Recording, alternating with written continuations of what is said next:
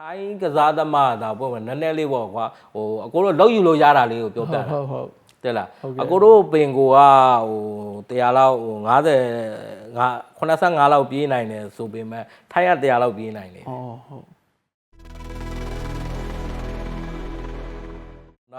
ုတ်နာဟိုအကိုတို့ဒါဟိုဖူဆယ်ကြောင်းပြန်စားမယ်ဆိုရင်အကိုတို့ trend change မယ်ဆိုတာဟိုအကိုတို့အတင်းနေပေါ့နော်ပြတ်နိုင်လို့ရှိရင်ကိုပိုင်အင်ကွင်းနေနဲ့ဒါစတင်ပြီလို့ထင်တာပဲမန်လေးတင်းနေဆိုကိုပိုင်အင်ကွင်းရှိတဲ့အတင်းတွေများတယ်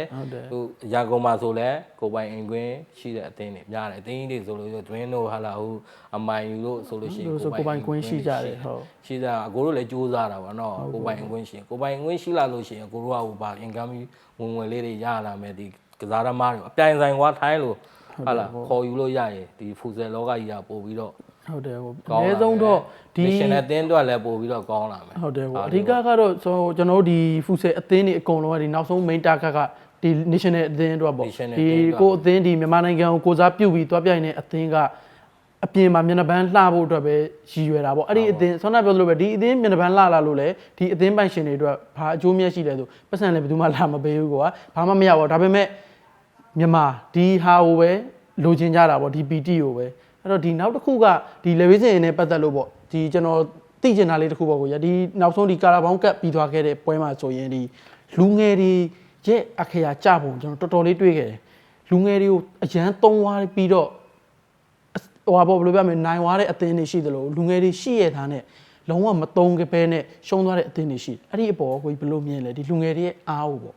အဓိကကိုတို့ကမျိုးဆက်တက်ကိုလိုချင်တာလေမျိုးဆက်တက်လိုချင်တာဆိုလူငယ်တွေဆိုတာသူတို့ကပြိုင်ဆိုင်မှုပြင်းထန်ဟိုပြိုင်ဆိုင်မှုတော့စိတ်ပေါ့စိတ်တက်ခွန်အားအစသူတို့ကမန်နဲ့ထန်တယ်မန်နဲ့ဟိုနေဖြစ်တယ်ဒီလိုပဲအကိုတို့ဒါဟိုနေဖြစ်တာဟိုအမိုင်းဆိုကန်ကျင်ကြတာပဲအမိုင်းယူနိုင်အောင်ကန်ကျင်ကြတာဒါဟိုနေချက်ဟိုဟာတာဟို YG ဆိုလို့ရှိရင်လည်းနိုင်အောင်ကန်ကျင်ကြတာပဲအကိုတို့ကစနိုင်ကျင်တယ်ဟိုအမိတ် dream ဆိုလည်းဟာလာဒီ YCD အမိတ် dream ဆိုလည်းမဟင်းတို့တရားဆိုအကိုတို့နိုင်ကျင်အောင်ကန်ကျင်တာပဲဟုတ်ကောအဲ့ဒီအတွက်ဟိုဝန်ထမ်း generation ရတယ်စိတ်သက်ပဲလေအဓိကဟိုအကိုတို့တွေးလိုက်ရတာအကိုဆိုလို့ရှိရင်ဒီနေ့ငါ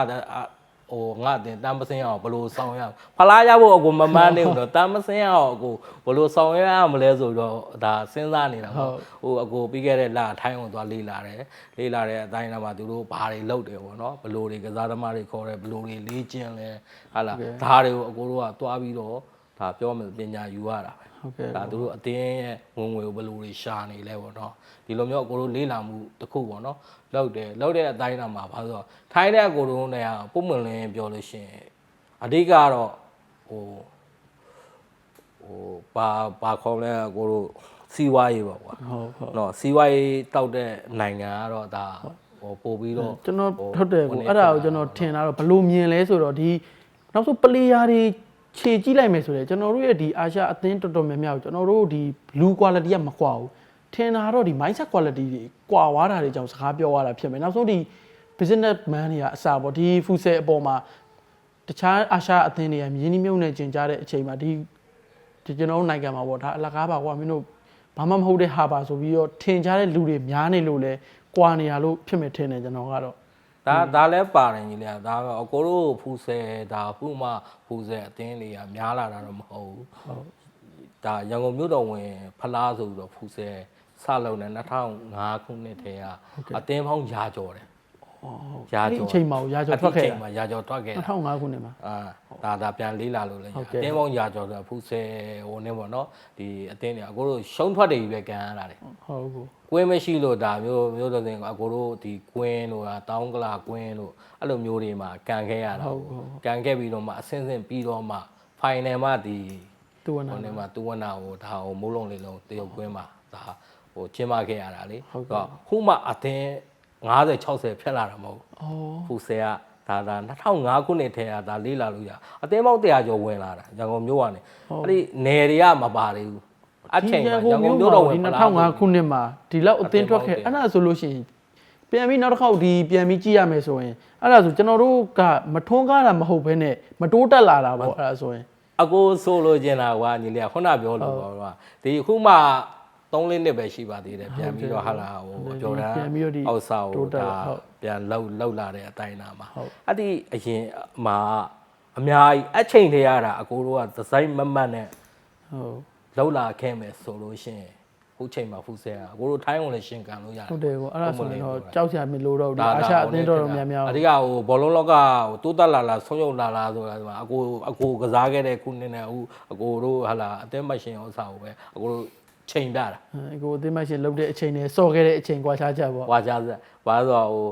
ဒီဘက်အချိန်မှာပိုကောင်းလာတာငါညီတို့အမြင်ကတော့ဒါဟိုပိုကောင်းလာတယ်လို့တော့ထင်ရမယ်ဒါပေမဲ့အကိုတို့အမြင်ကတော့နည်းနည်းလေးအဲ့ဒါဆိုရင်ဒါကအခုမှပြန်ပြီးတိုးတက်လာစားပုံစံပေါ့ပြန်လုံးနေရတယ်ဆိုတာဘာလို့လဲဒီအကိုတို့ကပြီးခဲ့တဲ့မှာအာရှဒါဟိုနေ့ချစ်စဝဲတွေအောင်ရတယ်ကွာဒါကိုပထမဥက္ခရာနော်ကိုရဲမွန်ထွန်းတို့ဒါကြိုးစားခဲ့တဲ့အရာတွေပေါ့နော်အတားတွေရပါတယ်နောက်တော့ဟိုလက်ရှိကိုဝင်းတော်ရန်ကြိုးစားနေတဲ့ဒီဥစ္စာယူဒါသူ့လက်ထက်မှာပို့ပြီးအောင်မြင်ဖို့အတွက်ဒါဥက္ခရာတွေနဲ့ပေါင်းပြီးတော့ဒီနောက်တော့တစ်ခုပေါ့ကွာကိုတို့ဒီဖူဆဲအတိုင်းမှာပို့ပြီးတော့ပေါ့နော်နားလဲတဲ့လူတွေပို့ပြီးတော့နေဖြစ်တဲ့ဒူတွေ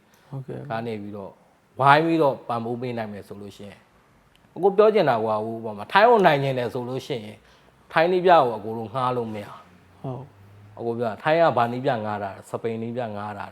အနည်းဆုံးတော့အကိုတို့ဂျပန်နီးပြလောက်အကိုတို့ငှားမှရမှာခါလာတဲ့ထိုင်းနီးပြပဲဆိုလို့ရှိရင်ဒီနီးပြဒါဟိုအကိုတို့ကပြန်ရမှာဘယ်ကောင်နဲ့ပြန်ရမှာထိုင်းနဲ့ပြန်ရမှာဟုတ်ကောထိုင်းပြန်တာကိုဟုတ်တယ်ဒီအာရှမှာဒီလည်းဒါထိုင်းတော့ကျွန်တော်တို့တော်တော်ကြီးကွာသွားပြီလို့ပြောလို့ရတယ်ကွာအရန်ကွာနေပြီထိုင်းကွာတယ်ညီလေးကကွာတယ်ဆိုပေမဲ့အကိုပြောကစားသမား quality ကအကိုပြောပြမယ်အကိုတို့ကစားသမား quality နဲ့သူတို့ကစားသမား quality ကစားရရင်ဝင်နေတာမကွာဘူးဟုတ်တယ်ကိုအဲ့ဒါတော့ကျွန်တော်လည်းမြင်မိတယ်ပေါ့ဘာဖြစ်လို့လဲဆိုတော့ဒီ training session မှာအခုဒီ90 85 100ပြေးဆိုဒီတို့ local player တွေလည်းပြေးနိုင်တယ်အကိုခုနပြောလို့ပေါ့အကိုတို့ local ဟိုနေဖြစ်လို့ဆိုတာထိုင်းကစားသမားဒါပေါ့နည်းနည်းလေးပေါ့ကွာဟိုအကိုတို့လောက်ယူလို့ရတာလေးကိုပြောပြတာဟုတ်တဲ့လားအကိုတို့ပင်ကိုကဟို100လောက်ဟို85လောက်ပြေးနိုင်တယ်ဆိုပေမဲ့ထိုင်းက100လောက်ပြေးနိုင်တယ်ဟုတ်သူကပင်ကိုကဟိုကွာနေတာပေါ့နော်အဲ့လိုမျိုးဥစ္စာကြတော့အကိုတို့ကဘာမှာကွာလဲဆိုတာကိုအဖြေရှားရတယ်လေဟုတ်physical တွေအကိုတို့တဲ့ဟိုဒီ အခြေခံ physical ကိုဘယ်ချိန်နဲ့စလုံးမယ်လူငယ်ဦး16နှစ်အောင်19နှစ်အောင်လောက်ထဲကကိုတို့က physical တွေပြေဝအောင်လောက်လာခဲ့လို့ရှိရင်ဒီဥစဉ်တင်းကြီးကြလို့ရှိရင်ကွာညီလေးဟိုပုံမှန်ကအများကြီးလောက်စရာမလိုတော့ဟုတ်တယ်ထိုင်းရဲ့ system ဒါပဲတက်လာပြီးသားလူတွေကိုတက်လာပြီးသားလူတွေကိုပြန်ပြီးတော့သူတို့ကအသင့်သုံးဖြစ်သွားတာကျွန်တော်ဟိုတနေ့ကဆိုတွေ့လိုက်တယ်ဟုတ်တယ်ကို VNN U10 လားမသိဘူးအဲ့ဒီအရွယ်ကလေးတွေကို VNN မှာစလုပ်နေပြီဒါဒီ U10 နှစ်အောက်ကလေးတွေဒီလိုစလုပ်နေတာဒီကောင်တွေ16နှစ်မှာဆိုလို့ရှိရင်အရန်ကောင်းသွားတော့အဓိကဟိုနေဖြစ်တာအကိုတို့အကိုဆိုရောင်တိုင်းမှာဒါဖူဆယ်မှာဒုဥက္ခရာတာဝန်ထမ်းဆောင်နေတဲ့အကိုတို့ဗာမြင်တာအကိုလှုပ်ချင်တာပေါ့နော်ဟိုအကိုတို့ဒီမြတ်တိတာဟိုဖူဆယ်ကွင်းလည်းပြီးတော့မယ်ရောင်တိုင်းရဲ့ဩဇာသူဆောက်ပေးတာပြီးတဲ့အချိန်မှာအကိုတို့ကဒီကျောင်းပေါင်းစုံအကိုတို့အစိုးရကျောင်းတွေမဖြစ်နိုင်အောင် private ကျောင်းလေးတွေကျောင်းပေါင်းစုံတိုင်ဝဲလေးတို့များလုပ်ပေးကြပါတော့ဒီကိုပိုင်ကျောင်းနေကြတော့ပုံမလင်းပြောလောက်နိုင်တယ်ညီလေးဟာလောက်နိုင်သူတို့တသင်းထောင်ပြီးတော့အတင်းထောင်လို့ခုကျောင်းဆရာသားသွေးတို့လိုအတင်းမျိုးတွေပေါ့နော်အဲ့လိုအများကြီးဒီအတင်းနေဆိုကိုပိုင်ကွင်းနဲ့လာကိုပိုင်ကွင်းနဲ့လာတယ်ကိုပိုင်ဟာလာဦးနေနဲ့ဆိုတော့အကိုတို့ဘောလုံးလောကတိုးတက်ဖို့ကဒီကျောင်းသားပြိုင်ပွဲတွေကအဓိကအရေးကြီးတယ်ဟုတ်တယ်ကိုဒီအမှမှာဘာလို့ခွဲလို့ရတယ်သဘောပေါက်လားဖူဆယ်လိုင်းဖူဆယ်လိုင်းတက်တက်သွားဘောလုံးကြီးလိုင်းဘောလုံးဟုတ်တယ်ဟုတ်အဲ့ဒီမှာအကိုတို့ကသွားလို့ရနောက်ဘက်ဆုံးညီလေးကဟို10နှစ်15နှစ်အထိအကိုတို့ဖူဆယ်ကစားအောင်အခြေခံပိုင်းနဲ့ဟာလာဒီကြက်ခိုင်မှုတွေဒီကောင်တွေနားလဲဝိုင်းဘောလုံးကြီးမှလည်းသွားပြီးတော့အကျိုးပြည့်ပါပဲဟုတ်တယ်ဟိုအဲ့ဒါကတော့ဒီအကျိုးသက်မှုရှိမှာပဲဒီဖူဆယ်ရဲ့ဒီသဘောတရားကိုကောင်းကောင်းနားလဲသွားတဲ့ဒီ player တယောက်ဒီ physical ဘိုင်းတွေကိုကောင်းကောင်းနားလဲသွားတဲ့လူတယောက်ကတော့ဒီဘောလုံးကြီးကစားလဲသူ play style လေးနည်းနည်းချိန်ဖို့ပဲလိုမှာအဆင်ပြေမှာပါပဲဒီအဓိကတော့ဒီအဲ့ဒါဆိုလို့ရှိရင်ဆောနာပြောလို့ပါဒီလူငယ်တွေကိုဒီ16ထက်တောင်ငယ်တဲ့အရွယ်လောက်မှလည်းစပြီးတော့ပြိုင်ပွဲလုပ်ပေးတာမျိုးလေးရှိတဲ့နေเนาะအဲ့ဒါဆိုလို့ရှိရင်ကျွန်တော်အများကြီးအဆင်ပြေတာထိုင်းမှာတွေ့ခဲ့တဲ့အကယ်ဒမီပေါ့เนาะလေ့ကျင့်မှုဥစ္စာကိုသားလေးကိုလည်းကိုသားလည်းဟိုနေဖြစ်တယ်ဆိုတော့လေဒါလေ့လာကြည့်တာပေါ့ထိုင်းမှာအဲ့ဒီ10နှစ်8နှစ်10နှစ်ကလေးလေးတွေကစဒီဘောလုံးပါစင်ဟာလာအကောင်လုံးကိုသူတို့ကအကောင်လုံး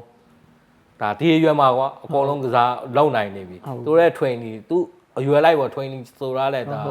အရွယ်လိုက်ပေါ့နော်သူ့ရဲ့တက်တန်းလိုက်လေးတွေပေါ့နော်လှုပ်ပေးရတဲ့အတိုင်းအတာမှာခုနအကိုပြောလို့ပေါ့ငါညီကငါတို့လေရွေးစင်ရောက်တော့မှဒီလေ့ကျင့်ခန်းကိုပြန်ပြီးတော့ဘောလုံး fitting ဘယ်လိုထိုးရလဲဆိုတော့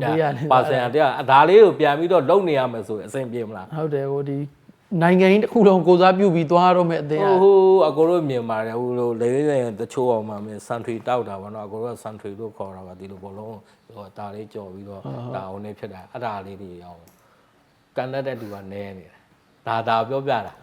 ဒါအခြေခံမပိုင်လာဘူးတချို့ကအားနဲ့ကစားတာရှိအားနဲ့ကစားပြီးတော့အားနဲ့ဟိုနေဖြစ်တာလည်းရှိတယ် scale ရောဒီ power ရောအကုန်လုံးbalance ဖြစ်နေရင်တော့အကောင်းဆုံးပဲပေါ့ဒီတစ်ဖက်ဖက်အားသာနေလဲဆွမ်းနာပြောဆိုအားပဲအရင်ရှိပြီဒီဘက် scale ဘက်မှာအလုံးအားနည်းနေတော့လဲအဆင်မပြေဘူးဒီဒါလေးတွေပေါ့